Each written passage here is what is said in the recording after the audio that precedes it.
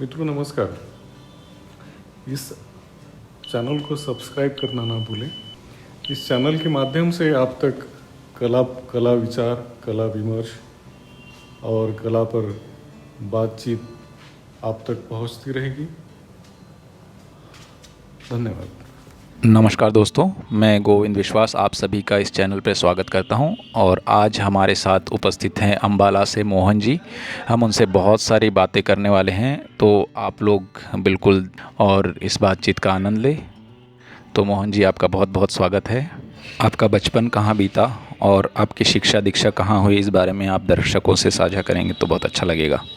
जी Govind, actually जब मैं छोटा था मुझे याद है कि पापा जब आर्मी में थे और मैं उनके साथ जब लखनऊ में था, उस समय उनके वर्कशॉप में वे जब छुट्टी होती थी उनको या समय होता था उनके पास, तो वे ना पोर्ट्रेट बनाते थे और साथ ही कुछ मीडियम होता था गत्ते सरीका हार्ड, उससे वो हाउसेस बनाते थे। मैं इसे देखता रहता, शुरू से ही इसे देखना मुझे बड़ा अच्छा लगता था, आकारों को देखना। ऐसे ही फिर पापा का तबादला होता गया तो हम अनेकों शहर में गए, नासिक गए, पठानकोट गए।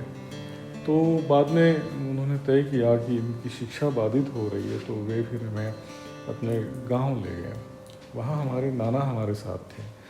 नाना जो है वो भजन गाते थे और हारमोनियम बहुत सुंदर बजाते थे, तो अक्सर उनके साथ मैं भी बाहर जाता और इस तरह से घर में जो है क्राफ्ट का या संगीत का हमारे यहाँ माहौल था। गांव भी बड़ा सुंदर था हमारा, मतलब आज भी है। तो गांव में, ये मेरा गांव जो है अंजनगांव और सुरजी, ये अंजनगांव और सुरजी दो मिल के जो है एक गांव बना है, बीच से नदी बहती है। इस नदी की भी बड़ी महिमा है एक्चुअली। और फिर नदी की वजह से पानी मुझे बड़ा अच्छा लगने लगा, क्योंकि इस गांव से उस गांव में जाने में जो है नदी से होके जाना पड़ता था आपको।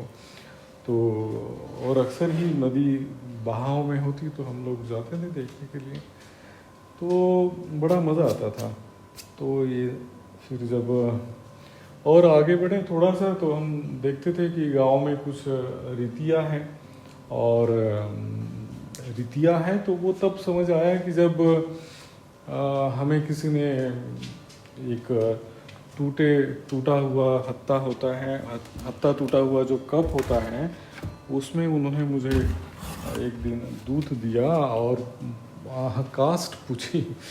तो मेरी समझ में नहीं आया, अब छोटे थे, कास्ट क्या है और ये सब। फिर हम घर जाके हमने सवाल किया, तो खैर वो एक बात अलग है, लेकिन वो हमारे देखने में कुछ और जुड़ गया था कि हम देख रहे थे कि गांव में बड़ी बड़ी दीवारें हैं, बड़ी बड़ी मिट्टी की दीवारें हैं घरों की, और उसमें आले हुआ करते हैं, और फिर उन आलों में टूटे कप या कोई गिलास या कोई प्लेट रखी जाती थी।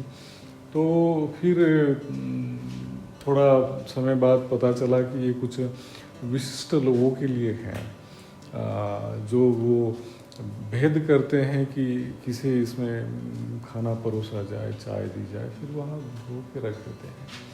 तो कुछ ऐसा भी उस समय हमने फील किया। तो एक बात मैंने कही आपसे पानी की, दूसरी कही मैंने इन आकारों को देखने की। ये देखने का एक अभ्यास सा होता चला गया, मतलब देख के आपको अच्छा लगता है और आप उस देखने को बढ़ाते हैं, या ये स्वाभाविक तरीके से ये बढ़ता है, बस कुछ जुड़ता रहता है ना। उसका क्या होगा हमें उस समय नहीं पता होता, लेकिन अब पता चलता है कि देखो वो जो वहाँ हमने देखा, महसूस किया, ये उसी का परिणाम है।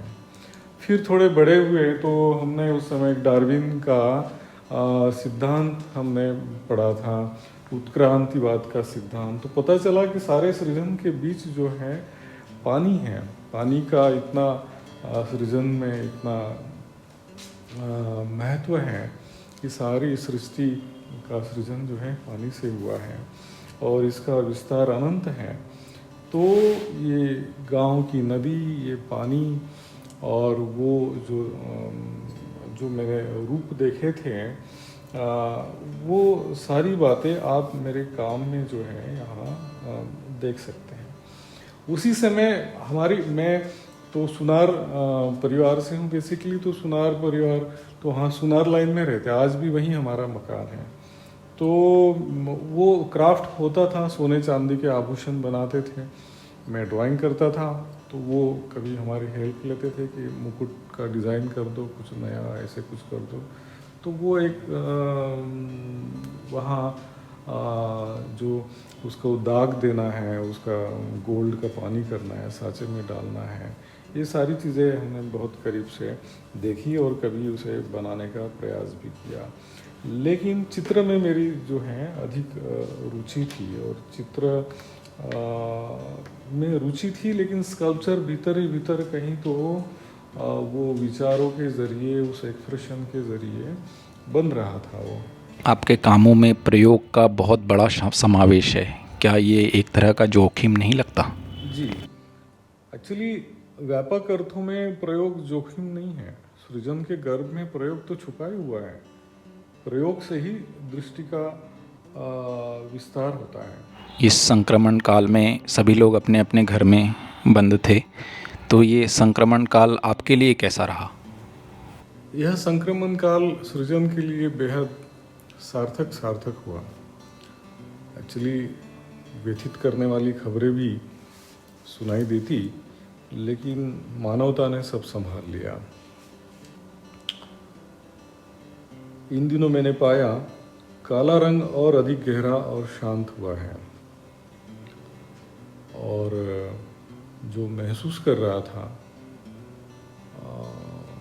उस पर जो एक विचार हो रहा था, ऐसे नहीं कि आप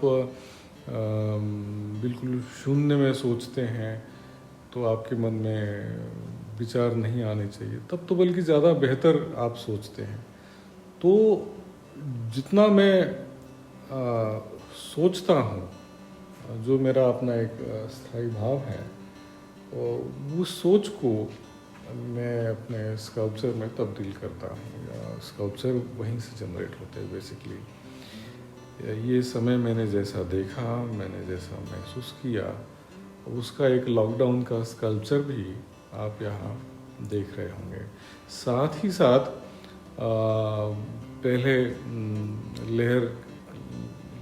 पहली लहर जब आई थी, तब मैंने एक शिल्प बनाया था, उसका शीर्षक है श्वास। तो अब आप देखिए, मैं खुद मुझे आश्चर्य होता है कि दूसरी लेयर के समय तो ये ऑक्सीजन की मारा मारी और ये सारी चीज़ें, और मुझे लगा कि वो शिल्प मुझसे वो बन पड़ा है। मोहन भाई, ये हमारा आखिरी सवाल है और हम चाहते हैं कि जो नए स्टूडेंट और जो नए कलाकार हैं उनके बारे में आप 2 शब्द कहें, और आपका एक्सपीरियंस जब आप नए युवा कलाकार रहे होंगे उस समय क्या क्या परेशानियां होती थी, ये चीज़ भी आप दर्शकों से साझा करेंगे तो बहुत अच्छा लगेगा। हमारी कलाएं हमारे जीवन से हैं। हमारा प्रयास होना चाहिए कि हम अपने देखने को बढ़ाएं और साहस हमारा बढ़ाएं, है ना। मैंने अक्सर जिन अपने सीनियर से, अपने गुरुजनों से जितना सीखा, उतना या उससे अधिक मैंने अपने गलतियों से सीखा है। तो बिल्कुल ना घबराएं। अक्सर होता ये है कि कोई हमारे साथ के जो छात्र होते हैं, वो अपनी इंची टेप लेके आपको देखेंगे कि आप कितने बड़े हैं या कितने घटे हैं।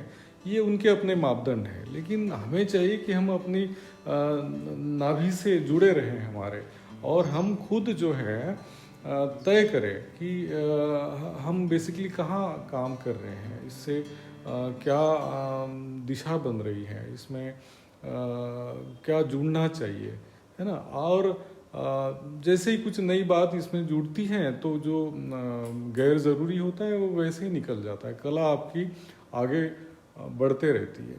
ऐसी बहुत सारी दिक्कतें स्टूडेंट लाइफ में तो आती हैं, बल्कि मैंने कुछ शायद ज़्यादा ही फेस किया है। बाकी तो हर फेज़ को जो है अपनी अपनी तरह से हम हैंडल करते हैं और आगे बढ़ते हैं। बहुत बहुत धन्यवाद आपका। आपने बहुत सारी महत्वपूर्ण बातें हमसे शेयर की और आप इसी तरह निरंतर आगे बढ़ते रहें। बहुत बहुत धन्यवाद। धन्यवाद गोविंद, आपने मुझे इस आज की श्रृंखला में बातचीत के लिए बुलाया। और मित्रों, आपका भी बहुत बहुत धन्यवाद, आपने मुझे सुना। बहुत बहुत शुक्रिया।